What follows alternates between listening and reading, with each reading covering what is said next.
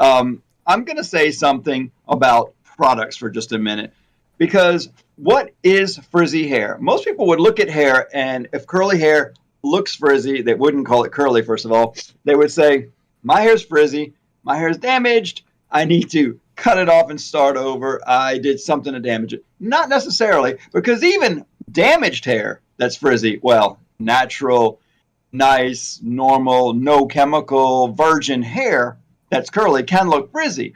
And let's define frizzy compared to not frizzy. The first thing about curly hair is that if every single hair stands alone, going in its own pattern, these eyeballs can't follow all of that. And that's what looks frizzy. It looks like a cotton ball. It's like if I took one of these curly things here, I don't know if you can kind of see it. If I took, God, they're going to kill me if I do this, but you take this here and I start to brush through it with a brush and separate all those clumps.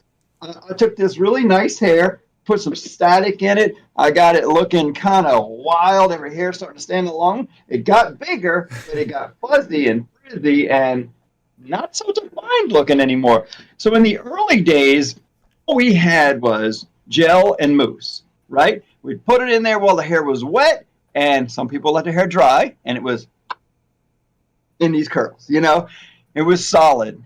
And quite honestly, I think soaking wet curly hair is super sexy. I love wet curly hair, but it's not the most professional thing all the time. The celebrities will bring it forward sometimes, and they can walk the red carpet with it and get away with it. Slicked back wet hair, curly wet hair, but it's not as timeless. And so curly haired, when you have it naturally as a kid, my wife has curly hair. That's how much I like curly hair. And my wife's got curly hair too. Yeah.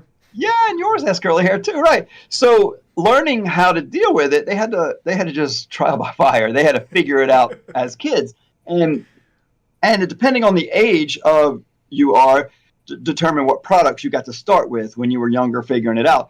And so, without going into great detail, I know you got some pictures of products, but we went from gel and foam and mousse or whatever, and then what do you have next? Let's see the next picture. All right, so let me go here. So this is traditional foam mousse, what everybody's used to seeing. It comes out the can, it blows up, and Right. you work it through the hair. It gets nice and stick, right?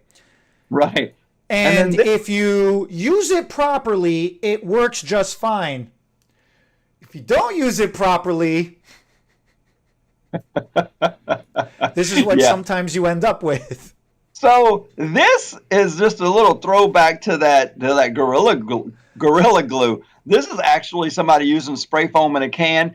They probably saw foam and thought, "Oh, it's foam. I can put it in my hair." This is probably a real emergency room visit. The foam is not coming out of that hair easily. Luckily, it looks like they could shave her or his, I can't even tell, their head and get rid of this. But what is the green stuff in there? I mean, is it decorations? Is that on purpose? This is insulation foam. Right. And so like when you're working on the house. I know. So from the look of that face, that is not a happy person. That's not a happy camper, right? And so you walk outside, and anything that touches it is going to stick. Right. And that just goes to another example of the tackiness of foam and how it was designed to have that superior hold to be able to keep all those strands of hairs together.